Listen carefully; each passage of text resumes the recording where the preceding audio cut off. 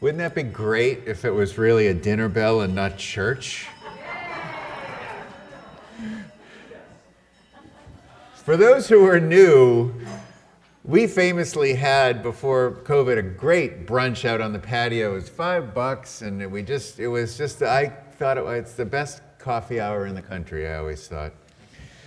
Anyway, so we got a busy week. Thanks for coming. I love the sort of buzz that happens at the last minute. It's just kind of fun to watch everybody pour in. It's great. That doesn't mean you shouldn't be on time, but nonetheless. Chelsea got us some masks, so we have some N95 masks if you want them. Chelsea's got a bag of them over there, so if you want one, I just sort of bought them for the church so people might feel safer, so we have those.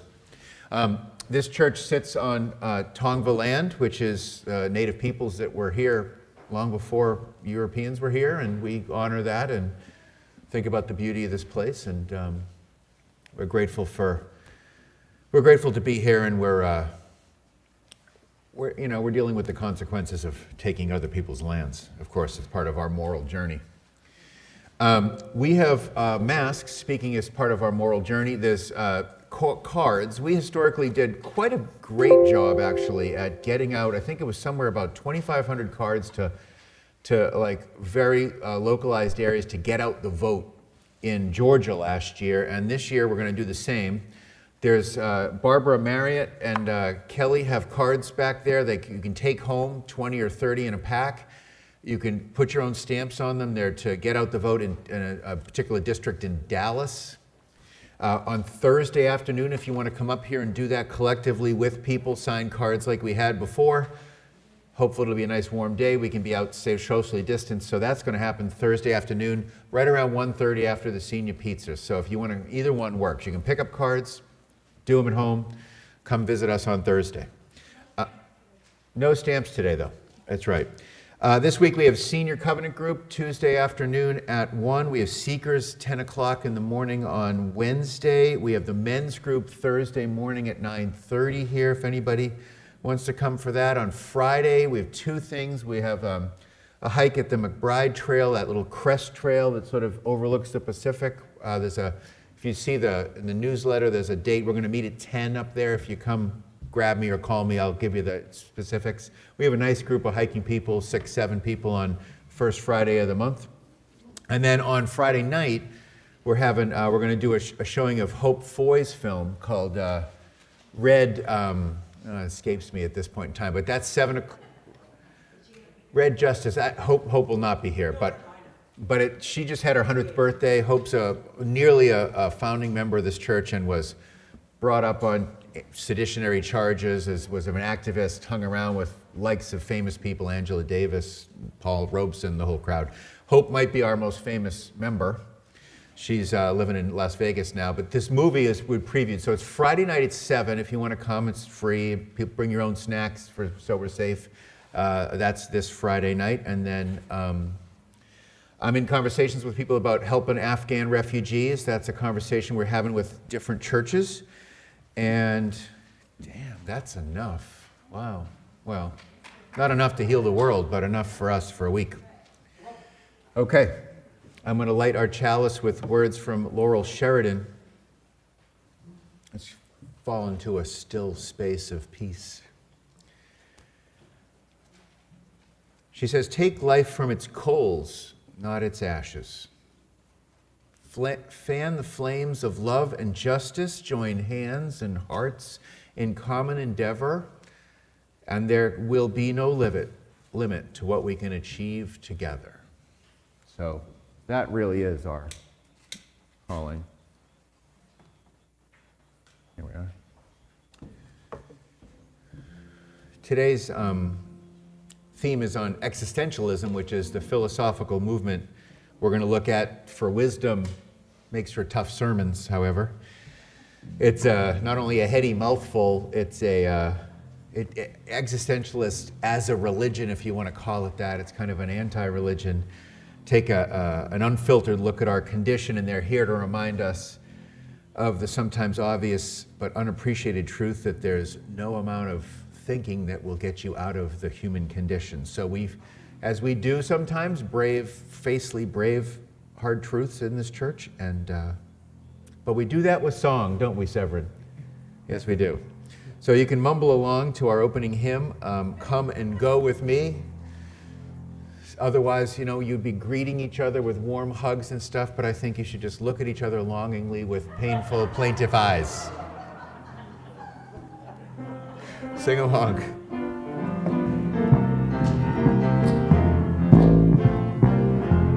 Come and go with me to that land. Come and go with me to that land.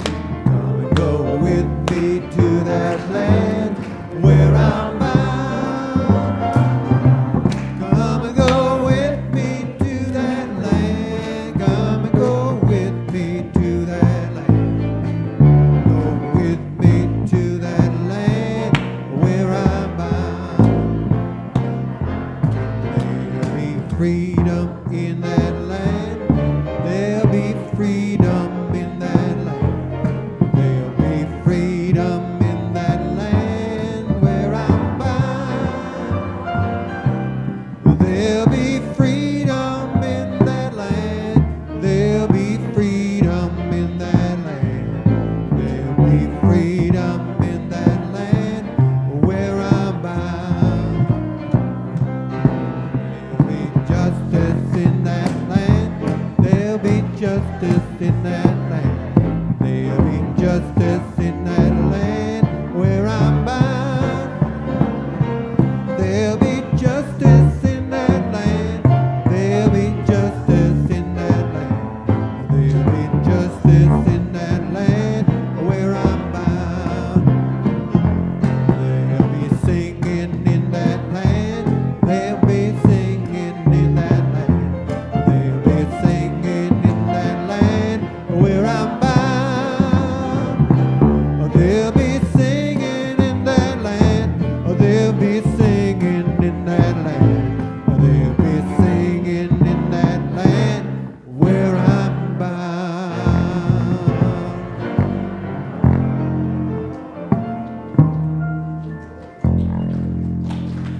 Nice. That's Michael on bass. Yeah. I want to invite Jewel and Kim to come down, and they're going to lead our children's moment today while I turn on the microphones, and invite any of the young or young at heart down with us. I can't see if there are many. There's a few. That's good.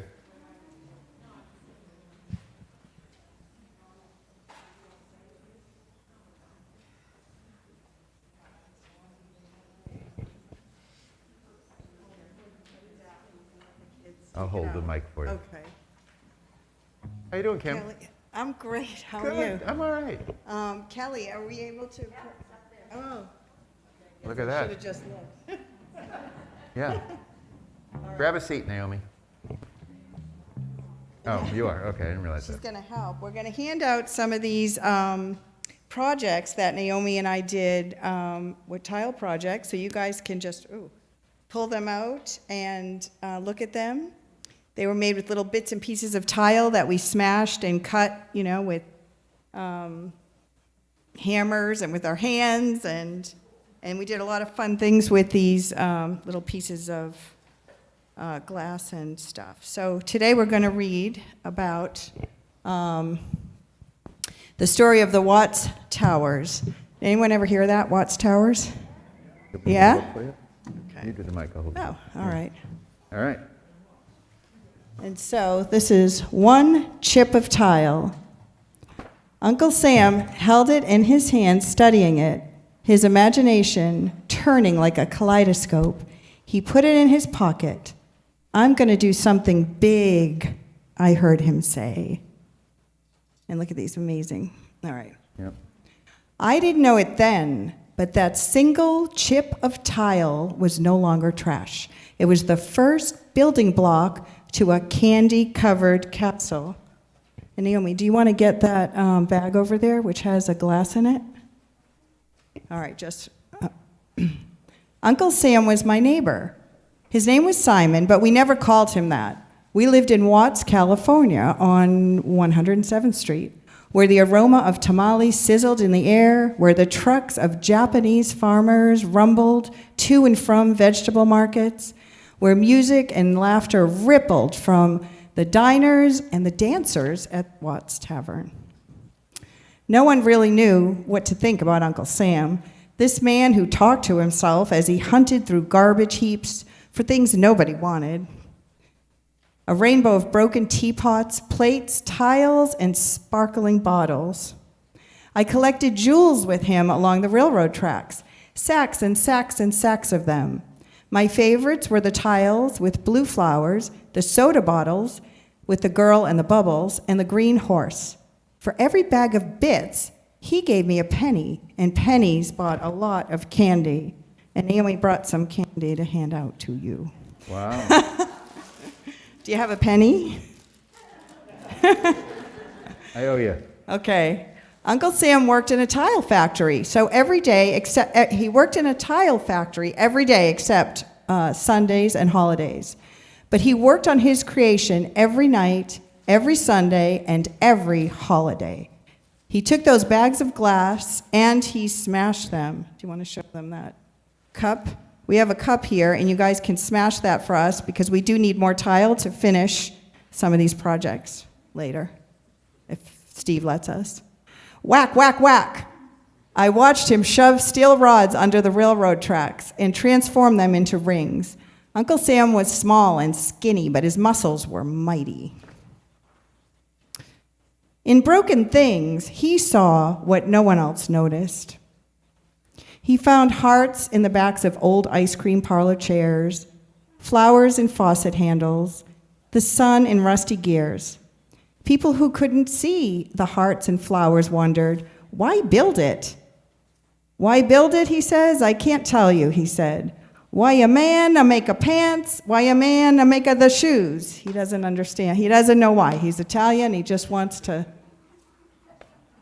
do what he wants to do, and nobody understands this guy talking to himself and seeing things. Are you suggesting being Italian is the explanation for that? We just know how to live. Okay, there we are. We all have our own way of living, right? We have our own ideas. Uncle Sam talked to himself while he mixed a secret recipe for mortar. This so much of sand, this so much of cement, this so much of water. Cement was powdery as flour, sand as finely ground as sugar, water to bind them.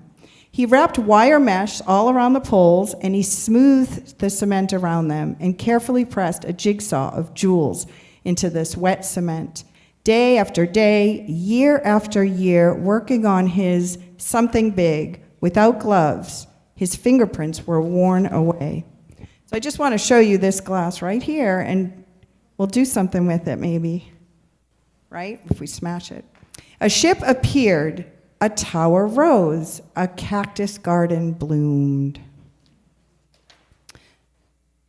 In his strange mix of Italian and English, that was difficult for all of us to understand, he told us about the great towers and the ship he'd seen as a child in the parades of his village of Ribatoli. Towers that were 6 stories high. Uncle Sam worked long into the night, singing to himself, flitting from rung to rung like a firefly. Turn out the light, Uncle Sam. I'm working up here, Marguerite. Every day, the trains pass by with tens of thousands of passengers a week going to and from Los Angeles. The towers were Uncle Sam's stage, the passengers his audience. Dust from the train swirled around him, but he didn't let it bother him because he was in the spotlight. He showed me and my children the beauty of a broken angel, a bowling ball, a boot, the usefulness of an airplane wing, the pattern shells and rocks could make. Uncle Sam was like a spider weaving his web of steel and cement and lacy shadows. The 3rd tower was his last. He wrote his initials and Nuestro Pueblo in the cement. Our town, a village for the world. You can pass those around if the people want to see it. Do you want to hand it out to someone in the audience? Not long after that, Uncle Sam suddenly put away his tools and jewels and stopped building. We were all surprised. He put on a suit, pinned his life savings inside it, and gave the deed to his triangular lot with its ship and towers, fountain and gardens to a friend. And he walked away, and we never saw Sam again. Wow. But I remember him, my Uncle Sam, my neighbor for 34 years, the dreamer. And let's see, those are the actual towers, I think, right up there. People no longer call Simon Radia foolish and crazy. They call him a man of genius who built a giant flower of folk art, a man with a full art of gratitude to the country that invited him to dream without limits, the country that had given him the freedom to reach for the sky. Uncle Sam's Something Big is now a national landmark. So cool. And this is the author's notes, and you can actually go see it, and maybe we should all take a field trip there. Have any of you seen it? We've all seen it, right? Okay, but these kids haven't, so that would be awesome. Oh, Watts Tower's cool. And everyone take some candy, and here, you want to pass that? You want Kai? You want to give that to someone in the members so they can pass it around and just see. And this is one that's not made yet. It's not finished, but that's how they start out. Well, actually, they start out like this. Yeah. Here you go, Sing hon. out our kids. Oh. Let's sing out our kids.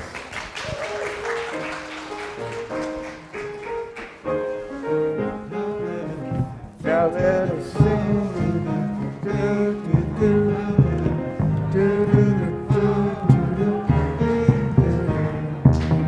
Lift up your voice, be not afraid.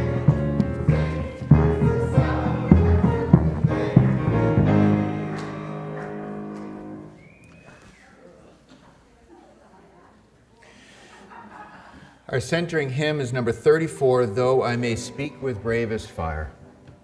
I think it's my favorite hymn.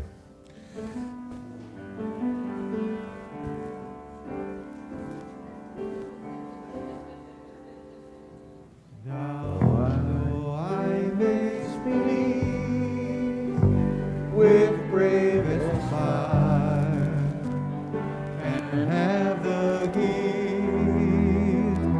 to all inspire, and have not love, my words in vain, as sounding brass. Oh, hopeless gain, though I may give all I possess, and striving so my love profess, and not to give by love within, the prophet soon turns strangely thin. Come, Spirit, come, our hearts control, our spirits long to be made whole, and inward love guide every deed. By this we worship and are free. Oh.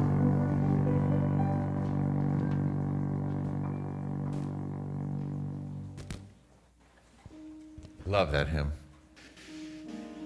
All right, I'm going to run around and here we go. Anna, here you go. Take off my mask. Up to you. Okay, I hope you can hear me with my mask on because I'm trying to be really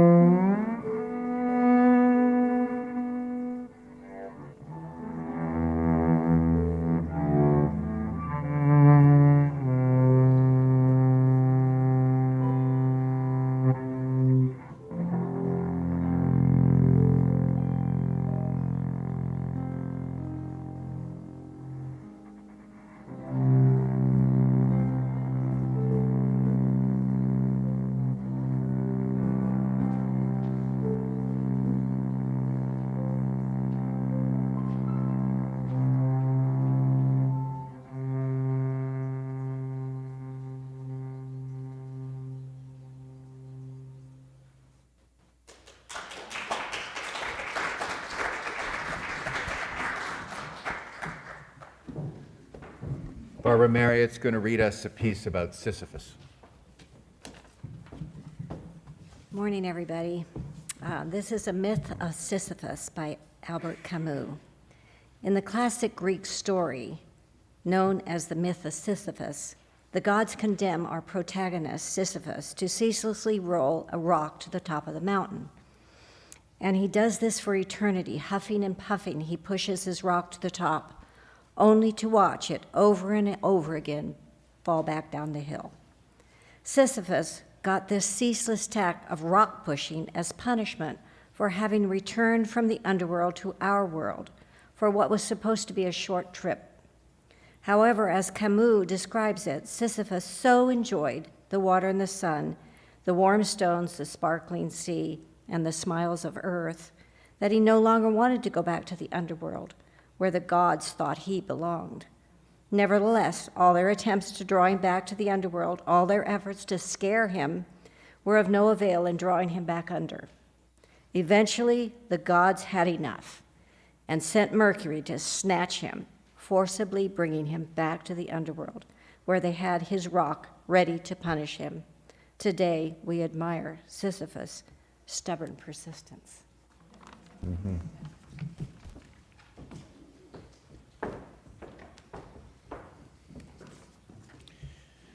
The obvious message in the Sisyphus myth is that it's punishment to perform a task that is not only hard work, but predetermined to be futile.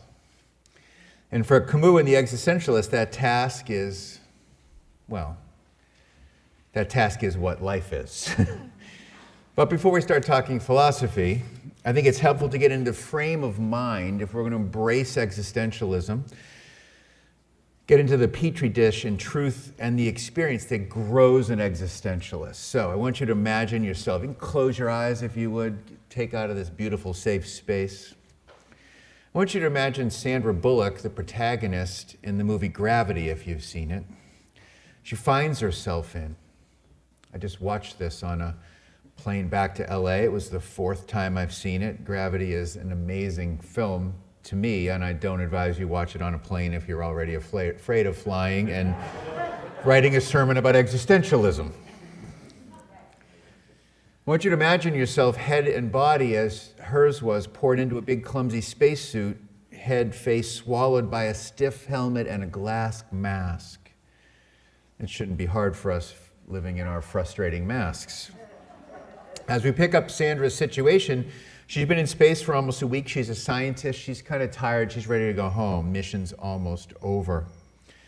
The film has this sort of listless start to it, if you've seen it. It's a humdrum start where our heroine is taking the last few measurements that she's doing for her scientific experiment in one of her spacewalks.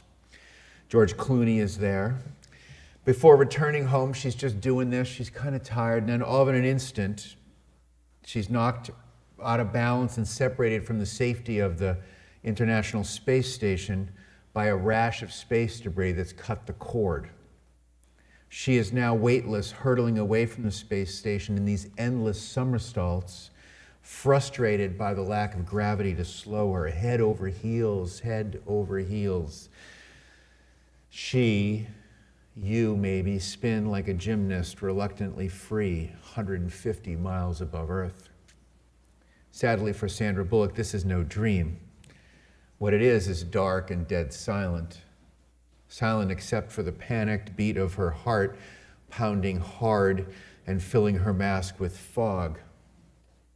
It's right about then when the motion subsides and Sandra realizes that she's short on oxygen and must hold back the terror of her circumstances.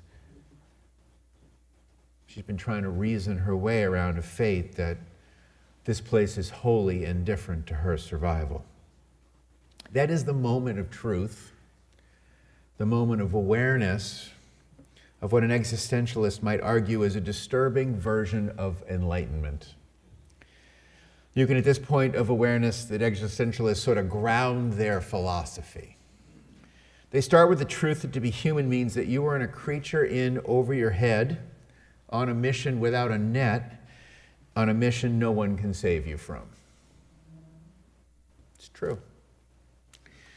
That feeling that we're in a predicament that we can't wake up from, but we should wake up to, as Camus and the boys would say, is an emotional place to start talking about existentialism and its truths.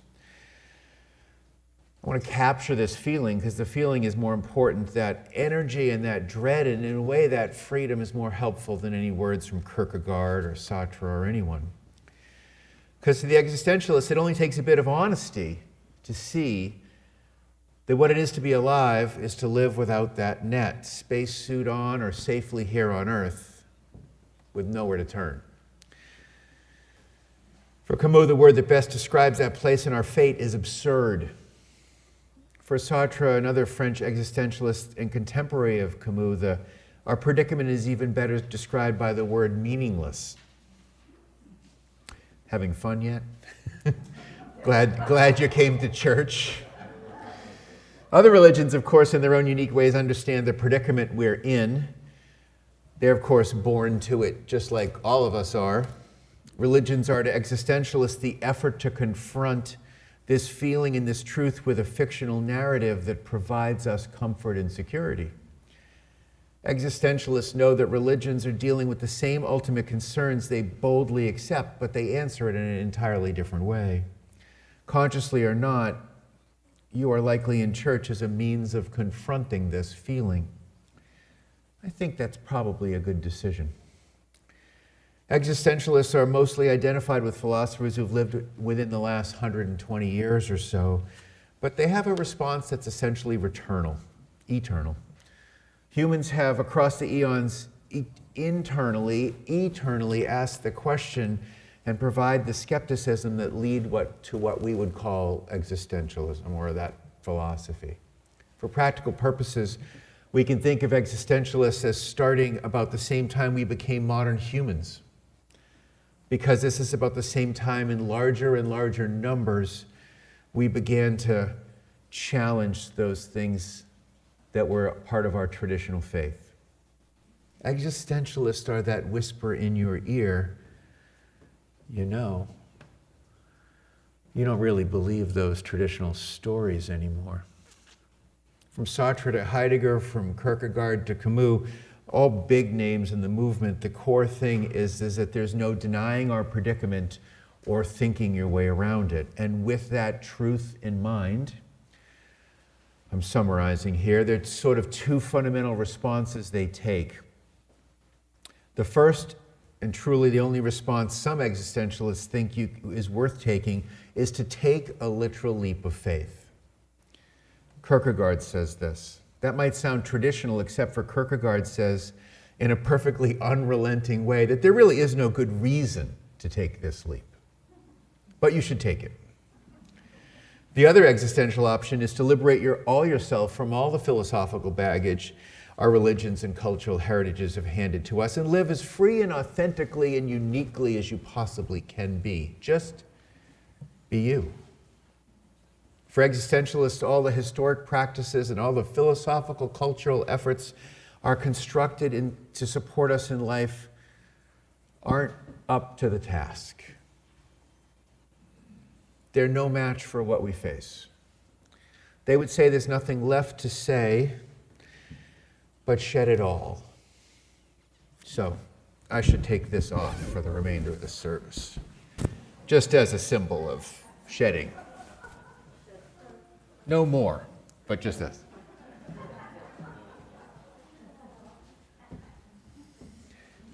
The popular phrase, go be you, do you, as the kids would say, and is in essence an existentialist one.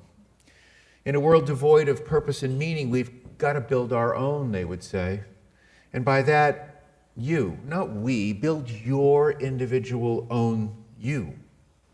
Existentialists like Camus tell us that we have to face that we naturally want there to be security. We want there to be order and justice in the world. There sadly is not. In a crass nutshell, we're screwed. But being such, if one can accept that, we are also free. And well, acceptance is the price of freedom, as they would say. And given that we're in such an absurd state, realistically, a circumstance not much different than Sisyphus or Sandra Bullock, although probably a lot more comfortable, we, at least from Camus' moral perspective, should begin asking ourselves deep, real questions. The first question being, should I kill myself? Hopefully you've answered that and are still here. Once you can pick yourself up off that dustbin, once you can say that your life is unavoidably yours, and it's not much different really in the end than pushing a rock up a hill that keeps rolling down or floating hopelessly in space, you can say that you can approach that problem in whatever way you see fit. We may be asked to do something just as futile as Sisyphus' task, but we are free to do it any way we like, and even do it creatively, authentically, and joyfully. That's why Sisyphus is, to Camus, an absurd hero. He won't buy the authority. Sisyphus' scorn of the gods, his passion for life and love of the world, and his hatred of death are for Camus a diligent stubbornness that is the most appropriate way to go through your life. For Camus, once we boldly stop resisting our fate and embrace it, as absurd as it is, we can push our stone and live our fate with a certain kind of new dignity. Existentialists here can be a bit of a Buddhist revelation in a way of acceptance. We are struck by that moment of consciousness that we will never escape this situation.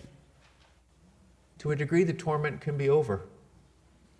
For Sartre, the dignity comes from being your own meaning or finding or actually essentially creating your own unique self.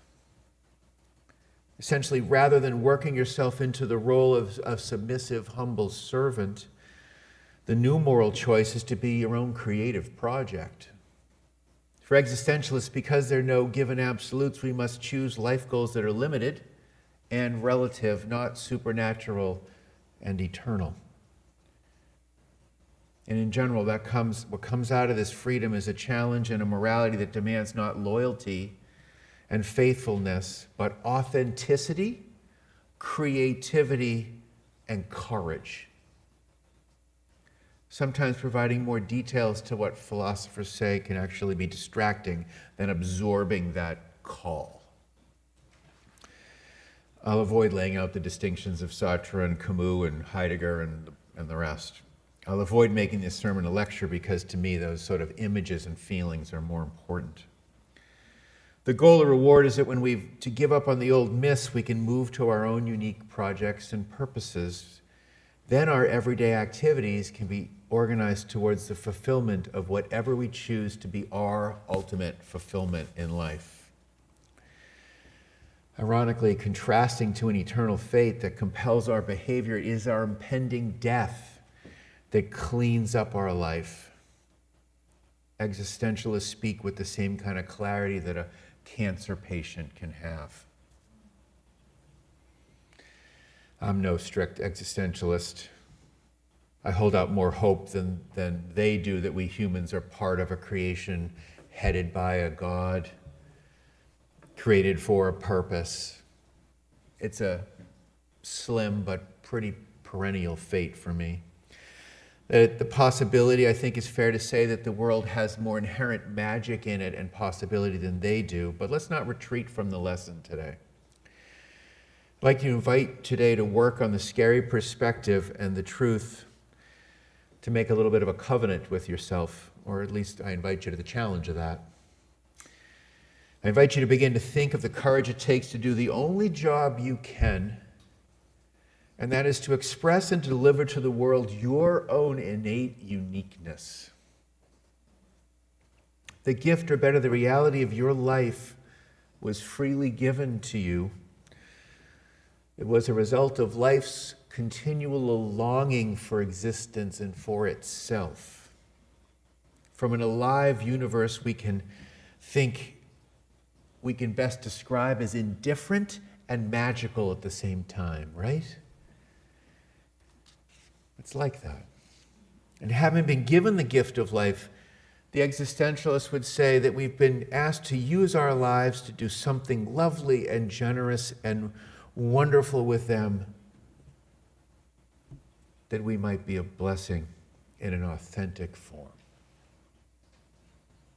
Let's take a minute before I pause and ask yourself what your genius and your gift to bring to the world that you keep under a basket, not to pull a Christian reference in here, but that's it.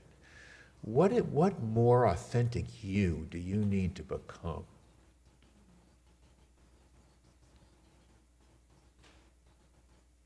Amen.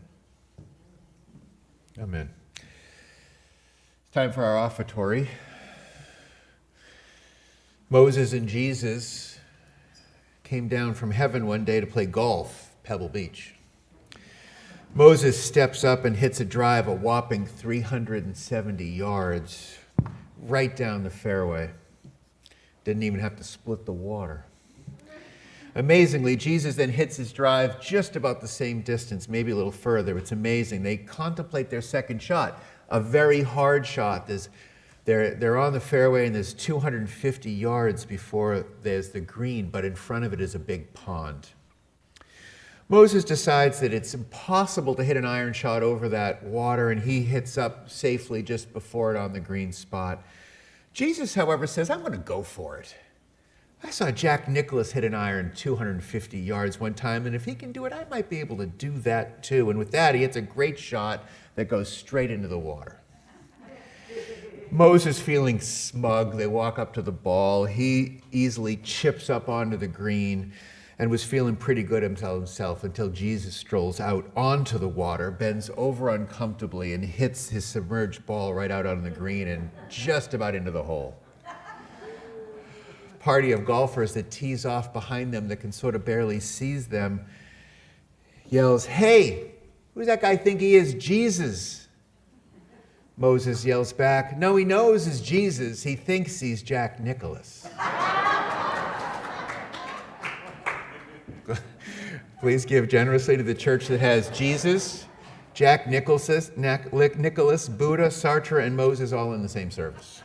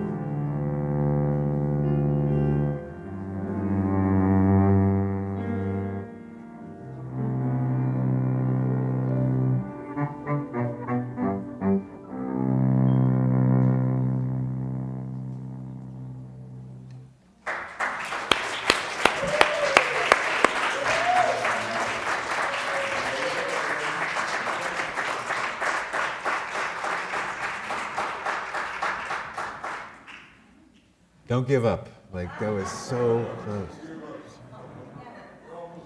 Almost, that was. Please join me in our affirmation of gratitude, printed in your bulletin and up here. Let us be grateful when we are able to give, for many do not have that privilege. Let us be grateful for all those who share their gifts, for we are enriched by their giving. And let us be grateful even for our needs, so that we may experience the generosity of others.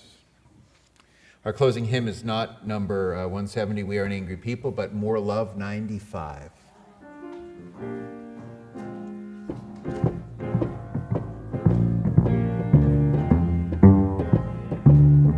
There's more love somewhere.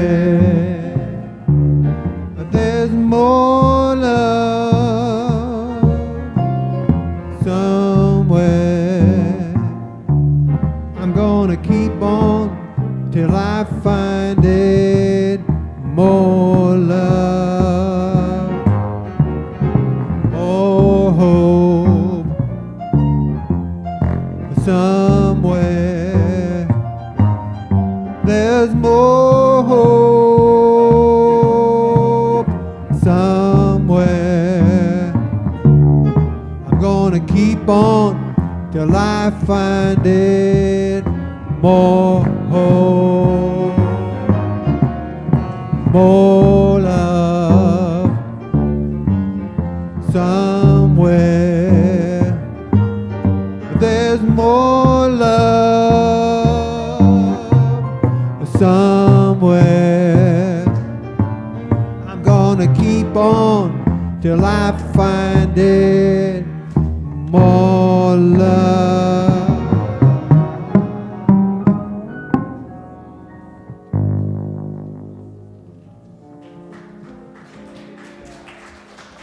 We're going to do this part. I'll do the second. All right. Oh, good. This is in big font because I don't have my glasses on. This church is dedicated to the proposition that behind all our differences, beneath all our diversity, there is a unity that makes us one and binds us together in spite of time and death and the space between the stars. We pause in silent witness to that unity. Do I keep going? No, we're good. Oh. We're pausing in silent witness. May the blessing of love be upon you. May love's peace abide with you. May love's presence illuminate your hearts now and forevermore. So be it. Amen. Shalom, salam, namaste, and blessed be. And now our service truly begins. Thank you.